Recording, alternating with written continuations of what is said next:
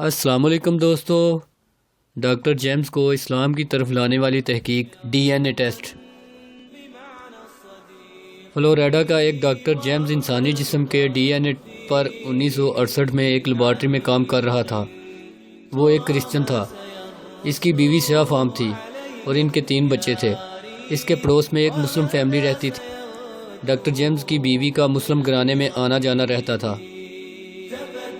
مسلمان عورت کا مرد اسی دوران فوت ہو جاتا ہے، اس لیے وہ عورت شوہر کے انتقال کے بعد عدت میں بیٹھ جاتی ہے۔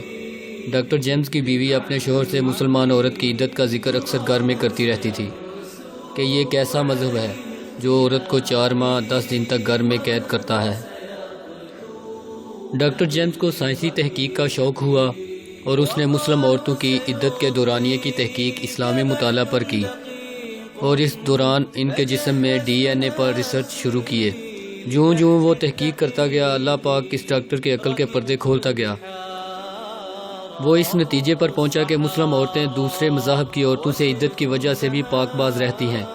اس کی وجہ یہ کہ ایک مرد کا ڈی این اے عورت کے جسم میں 4 ماہ 10 دن تک موجود رہتا ہے۔ جب عورت کا شوہر فوت ہو جائے یا عورت کو طلاق 3 مہینے عدت ہو جائے تو اسلام نے عورت پر 4 ماہ 10 دن عدت اس لیے لازمی قرار دیا ہے تاکہ جب بیوہ یا مطلقہ عورت دوسری شادی کرے تو اس کے جسم میں پہلے شوہر کے ڈی این اے کا وجود باقی نہ رہے۔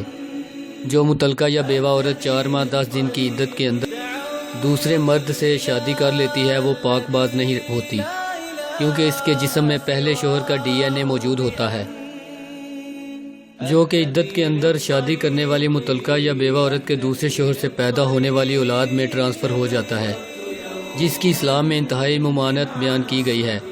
یہ ریسرچ کرتے کرتے ڈاکٹر جیمز نے اپنی بیوی اور 3 بچوں کے ڈی این اے سیمپل اپنی لیب میں چیک کیے تو اس کی بیوی کے جسم میں 4 مختلف لوگوں کے سیمپل پائے گئے، اور ان کے بچوں میں سے سوائے ایک بیٹا کے باقی 2 بچوں میں ڈاکٹر جیمز کے علاوہ 2 اور لوگوں کے ڈی این اے سیمپل نکل آئے۔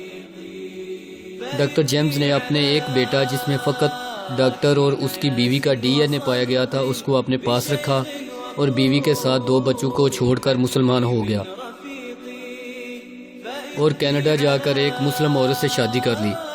ڈاکٹر جیمز عیسائی مذہب چھوڑ کر اسلام کے دائرہ میں داخل ہو گیا اور اپنا نام ڈاکٹر جان رکھ لیا۔ اس نے اپنی اس ریسرچ کو کینیڈا کے ایک اخبار میں اپنی رپورٹوں کے ساتھ شائع کروایا تو ڈاکٹر جان کے حلقہ احباب میں سے کافی سارے لوگوں نے اسلام قبول کر لیا۔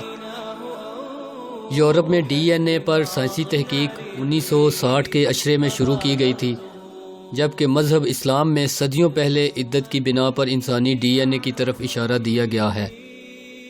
دوستو، ویڈیو پسند آنے کی صورت میں اپنی قیمتی آراء کا ضرور اظہار کریں، ویڈیو کو لائک شیئر کریں، اور سب سے اہم بات ہمارے اس چینل کو سبسکرائب کرنا مت بھولیں۔ شکریہ۔ مزید اچھی ویڈیوز کے لیے چینل کو سبسکرائب کریں اور ساتھ والے بیل کے آئیکن کو ضرور دبائیں۔